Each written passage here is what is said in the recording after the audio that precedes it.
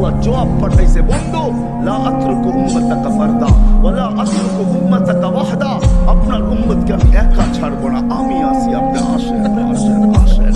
তখন বলছে জিবরিল মালাকুল মউত ইযা ইলা রাফিকিল আলা, হাত রাখো, আমি আল্লাহর কাছে যাইতে চাই। ও এইখানেই তো শেষ না, শুধু কিয়ামতের মাঠে চিৎকার দিবে না।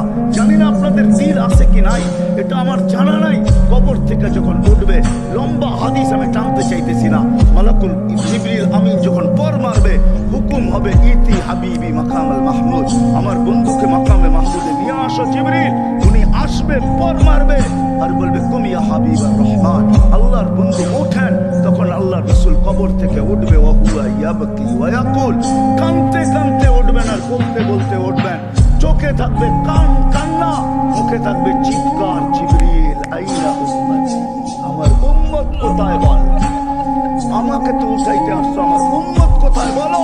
আওয়াসালা শাফির জাহান্নাম, আমার উম্মত কি জাহান্নামের কিনারে চলে গেছে।